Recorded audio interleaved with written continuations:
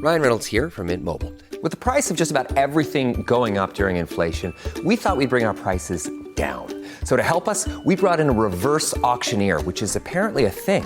Mint Mobile Unlimited Premium Wireless. How to get 30, 30, bit to get 30, bit to get 20, 20, 20, bit to get 20, 20, bit to get 15, 15, 15, 15, just $15 a month? Sold! Give it a try at mintmobile.com/switch. $45 up front for 3 months plus taxes and fees. Promo rate for new customers for limited time. Unlimited more than 40 gigabytes per month. Slows full terms at mintmobile.com. Hi, I'm Dr. Lori Watson and the co-host of Foreplay. I'm your co-host, George Fowler, former firefighter, your couples therapist who loves to talk about sex. Woo! Let's discuss everything about the best sexual techniques to building your emotional intimacy, which is really necessary for great sex. We bring sound, concrete tools to reframe your relationship problems and learn how to fall in love again and feel desire. Listen to Foreplay Radio on the iHeart app, on Apple Podcasts, or wherever you get your podcasts. Hey everybody, thanks for listening to Marriage Therapy Radio. This is Zach. I'm here with Laura. We didn't know what we were talking about, but we had a pretty cool conversation as always. Stick around. Record, Zach. There we go. I did hit record. We were like talking for the last 5-10 minutes about all the things we should be talking about. We're like, why aren't we actually talking about these things? I know. Just hit record. Just do it. So Zach, you were in the birdhouse, birdcage, Yep. birdhouse. Uh-huh. Yeah. Have you been riding your bike? I can see it's mounted on the back wall. No, I haven't been doing anything.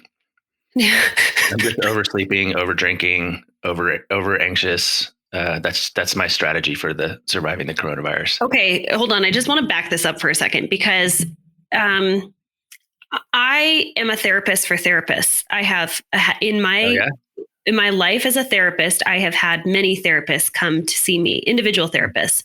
I actually think it's been a challenge because sometimes we get it in our mind that we should be able to fix our own problems as therapists. Mm-hmm. And that, and I'm kind of wondering from your point of view as a therapist, now you're not going necessarily to couples therapy, though. I mean, I know that you and Rebecca have done that in the history of your relationship together, but you have a therapist that's been kicking your butt, and talking to her in 23 minutes. Thank God. Praise the good Lord that you have support coming.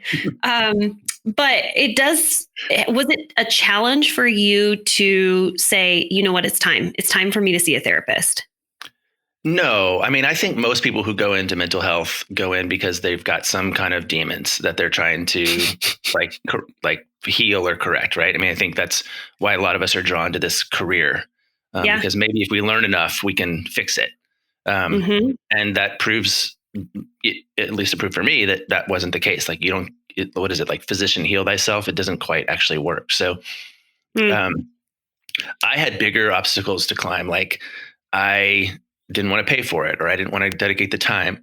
Or did you try a trading system? Did you say, hey, therapist, I'm willing to do some therapy? You come in with your husband next week and I'll come back to see you No, I mean, I just think we all have to find ways. I am noticing though, that like, I feel a little bit of an extra burden to pretend to have it all together because I'm talking to people on the regular who don't. And that is actually causing me a little bit of stress.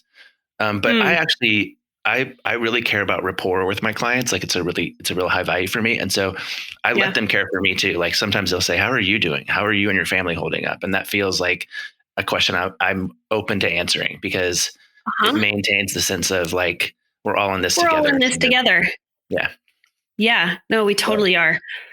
I do think that there is that feeling like we should have it all together. And I do think that we can absolutely, as therapists, compartmentalize pretty well, right? Like we can be very present with our clients and our own stuff doesn't come into the room. And then the moment they walk out, there can be an element of now I'm home. Now I'm drinking too much than I should be. I'm sleeping longer than I should be.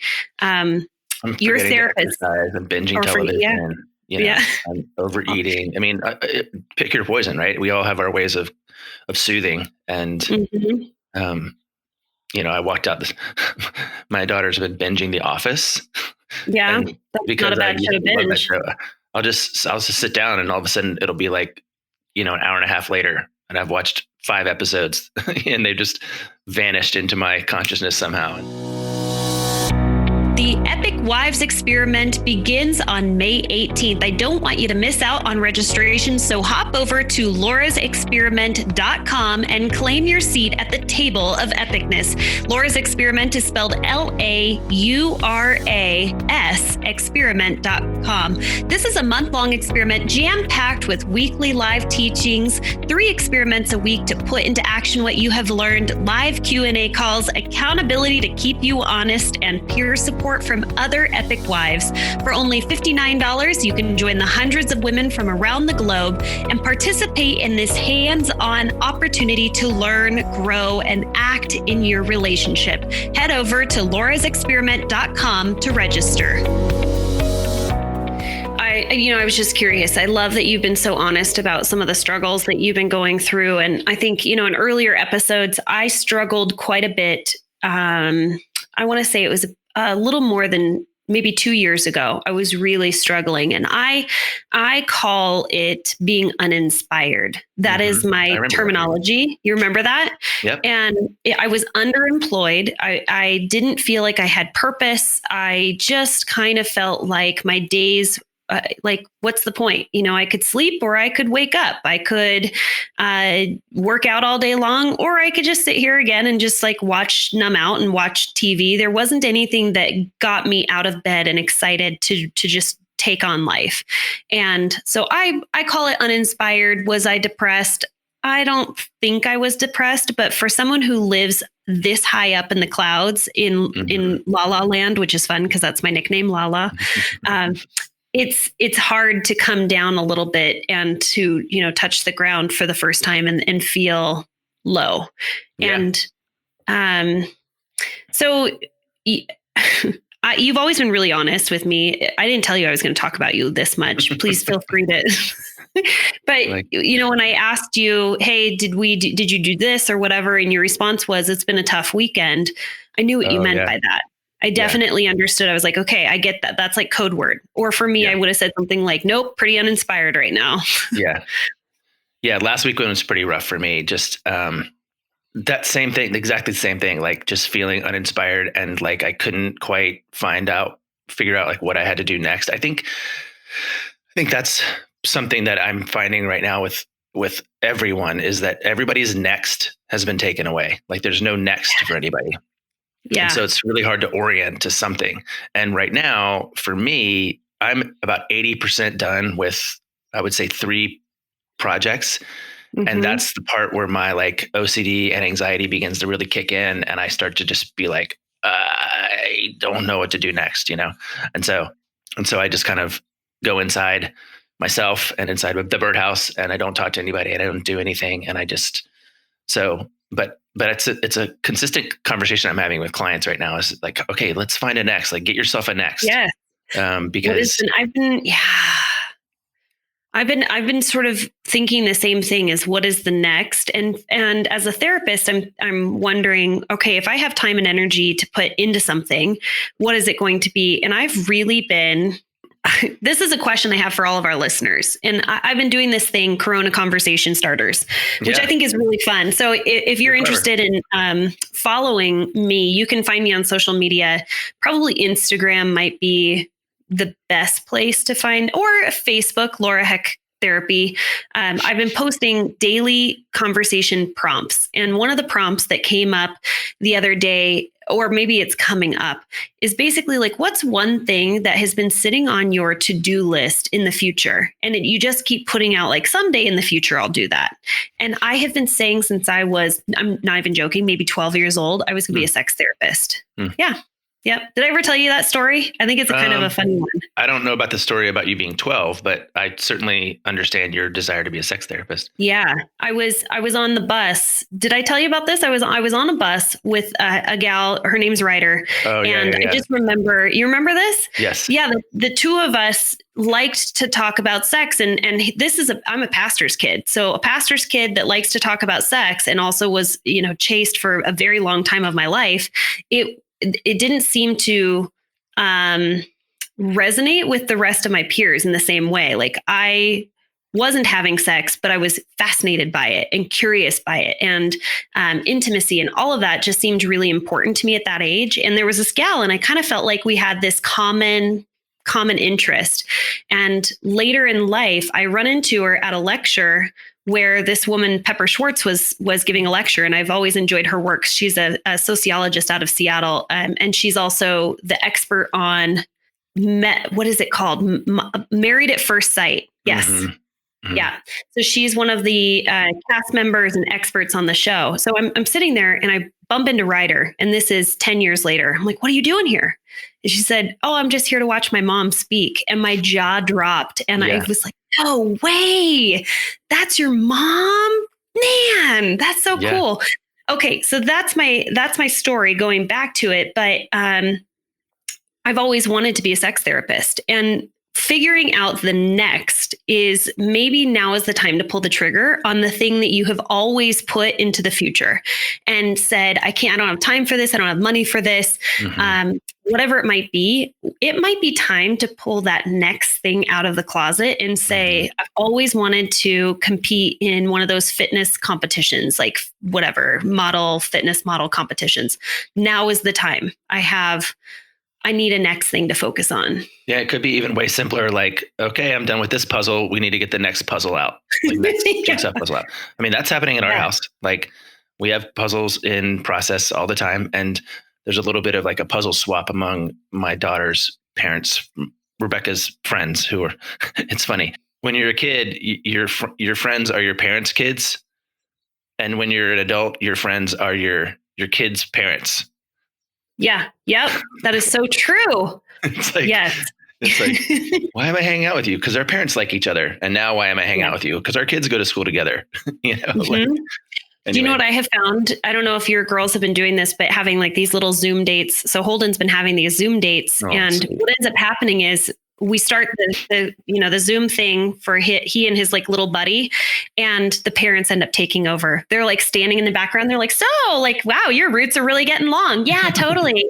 And then eventually you're shoving the kids out of the room and you're hiding in your closet with a glass of wine, talking to your kids' parents. Like, thank God I needed connection so bad. Yeah.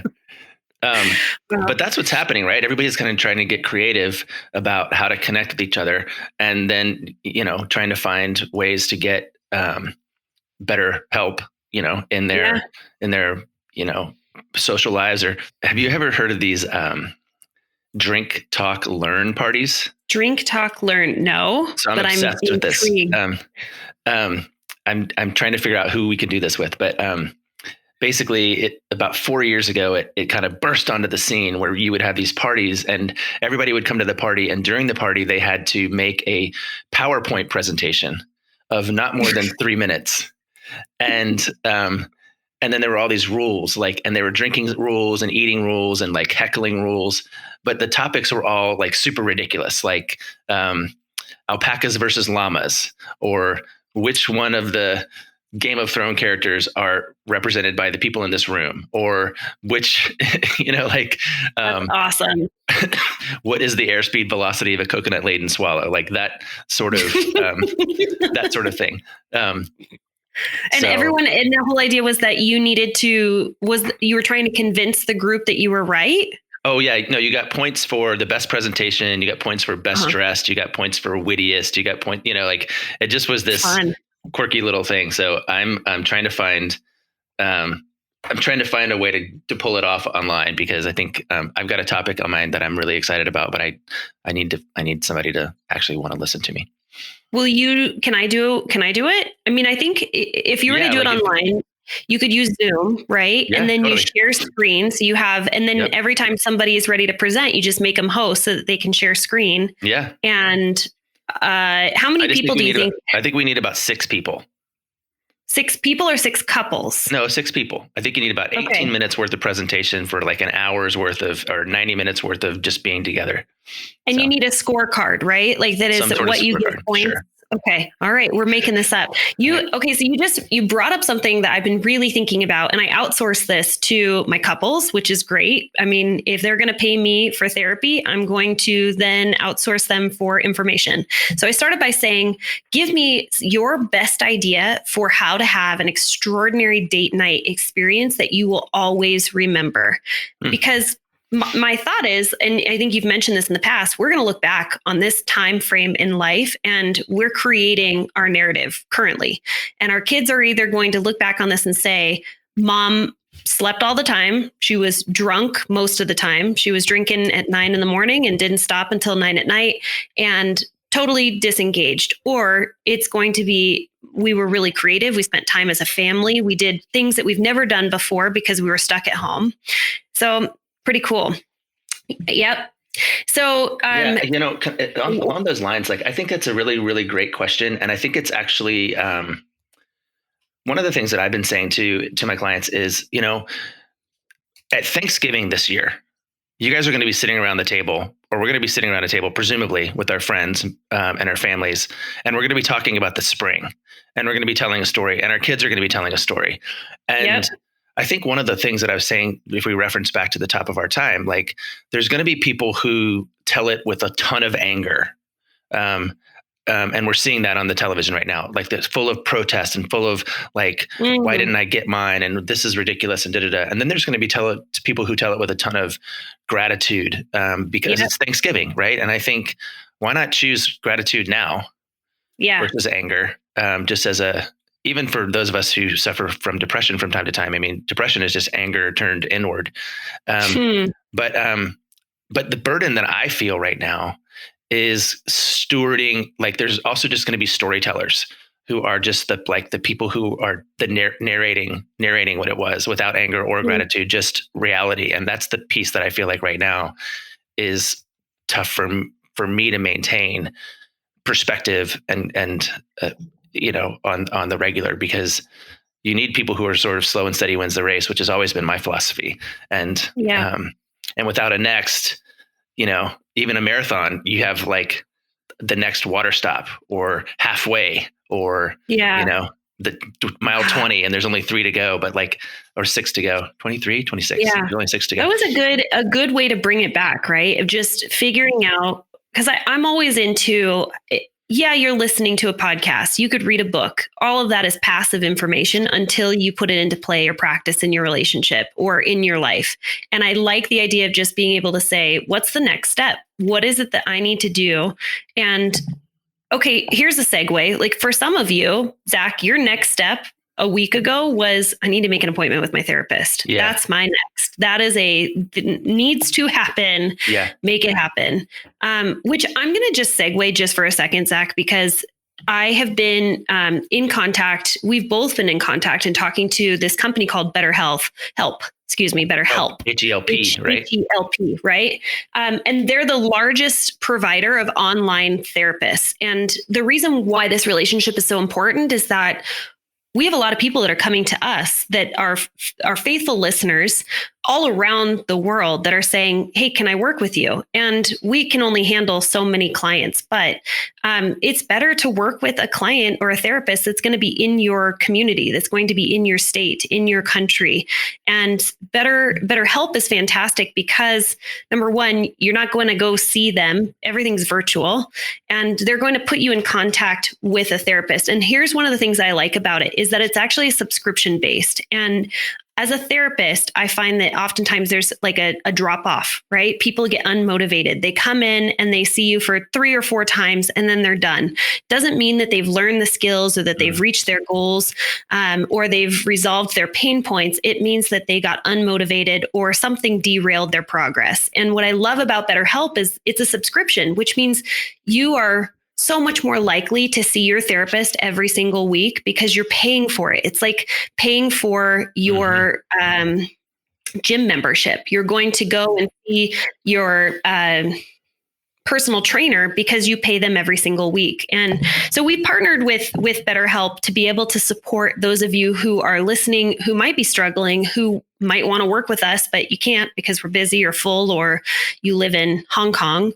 But BetterHelp is international. And so we have a way for you to be able to sign up, and then you also get a discount. And Zach, just how much do you charge per session? Do you have a rate? I do have a rate. I charge $180 for 50 minutes. Okay. And you're in Seattle, and that's a pretty standard rate for someone of your intellect. Yeah, it's pretty standard for me. It's a little higher on average, but it's in terms of my peer group or my expertise group. Yeah, it's about standard. That's probably a little lower actually than say other certified Gottman therapists anyway. Yeah. And well, here, let me finish my thought really quickly, because I'm trying to make a point here in that you charge $180, I charge $150. BetterHelp, and this per session, BetterHelp, when you're working with them, charges $70.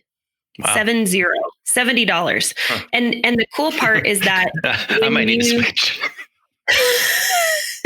Right? I love my therapist. I'm never switching, and I'm never sharing. Yeah. I'm never telling anybody her name because I don't want anybody to. Yeah, because you love them so much. Do not take your therapist. But you had mentioned at the top of the podcast, like, hey, it was hard for me to want to pay to go to therapy. And I think if you can find therapy that is convenient, is local to you, meaning that it's a therapist in your community and is accessible at $70, plus, you get 10% off when you put in MTR, our promo code MTR, Marriage Therapy Radio. Get it? So it's even cheaper. I've been studying percentages with Mary.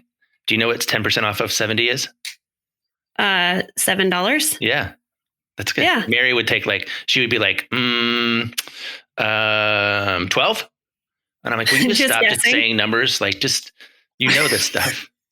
Hey, I want to add one thing about this, which is, I think you and I agree on this, which is there's some hesitancy, or at least there was a couple months ago, about doing therapy in a virtual way. But I think I've learned as a therapist that, it can be really helpful and healing to have it in your own home or even in your own hands if it's on your phone. And I think the virtual thing is obviously normalizing, right? Like we're having play dates virtually, we're having date nights virtually, we're having business meetings virtually. So if there's resistance to the virtual piece, just speaking from actual experience, I'm meeting my therapist virtually in 3 minutes. So we can wrap it up. Take that. Just take that piece out, right? Like, or that piece of resistance out, because I think we are headed into a new normal. I don't think we're going to get back to normal. Yeah. I think normal is going to be something totally different. And that's the other thing that's really hard for people is like beginning to call this thing normal. Right. Which, for all intents and purposes, this is the new normal, not the strange. So. Do you know what I loved this? And I don't know the quote, but it was just popping around on my social media feed for a while. And it was this idea of everybody keeps saying, I want to go back to normal. But just imagine, what is it that you're going back to? Because for many of us, going back meant we were overscheduled, we were disconnected, we were numbing ourselves out, working way too many hours, spending so many hours. I don't even know. You don't travel in your vehicle the same way that a lot of commuters in Seattle do, but the average amount of time spent in the vehicle, children spent in the vehicle, in their car seats in Seattle is 2 hours a day. Jeez. Which just... it blows my brains, but it's so easy to imagine that you're just going to take off and say, well, I'm just going to go, hop on over. I'm a Maxxinista. So I'm going to go hit up TJ Maxx when I pick the kids up from school. And now you're on an hour-long car ride with traffic. And can you imagine the point where we're like, thank God for traffic. I'm so glad we're in traffic again. Now I can finally listen to my favorite podcast with Zach and Laura. Yeah. Hey, let's land this plane so you can go have a much needed session with your favorite therapist and pay through the nose for her. But love and appreciate all of you out there listening, and we'll see you again next week. Yeah. Find your next. Hey, thanks so much for listening to this episode of Marriage Therapy Radio. For those of you who are thinking maybe your next step, the next thing that you're going to dive into is getting better help, I wanted to give you the website to hop onto just so that you can book your first session with them. It's BetterHelp, HELP/MTR for Marriage Therapy Radio. When you follow that link, you get an additional 10% off. And just wanted to let you all know, thank you so much for your time and your energy making your relationships better today than it was yesterday.